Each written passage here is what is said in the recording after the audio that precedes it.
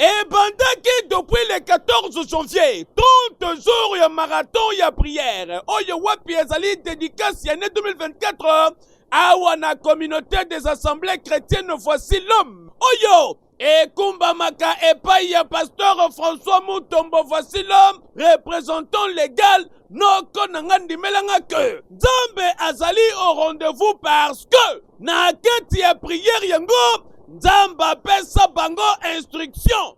3 jours mokoka ya prière et évangélisation. Pe miracle oyo. Et bandaki mokolo le 2, le 3. Clôture Nengo. Et zalaki bongo mokolo dimanche 4 février oyo.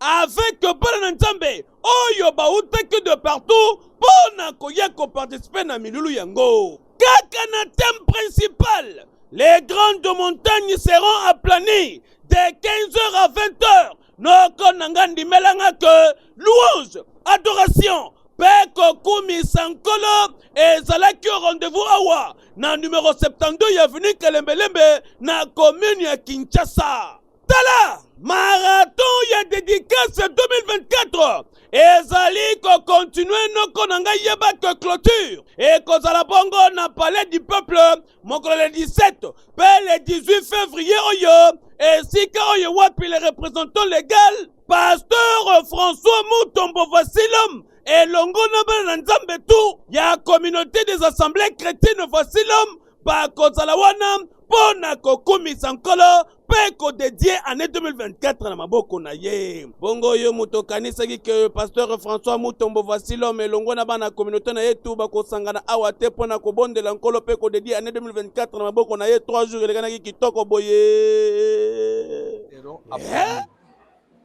Et tout tira ngona mukanda na Zacharie chapitre 4 verset 7.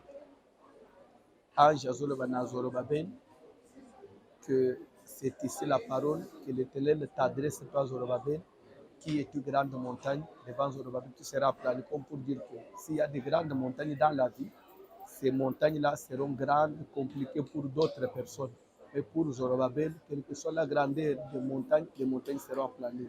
Nous, serviteurs de Dieu, enfants de Dieu, nous, ce côté de la situation, tout est à la positive, et qu'on y attama. Parce que tozali na Nzambe oyo azali kolo ya nyonso oyo alonga nyonso Nzambe ya ishwaka eloko ya spécial ezali que makambo mosusu olie tosimilela to se plaindre tolobaka. Jésus a dit si vous avez de la foi vous diriez. Donc, nous sommes appelés à parler, nous adresser aux montagnes et les montagnes vont être déplacées. Clôture ezali samedi 17 et dimanche 18 février 2024 l'esplanade à Palais du Peuple.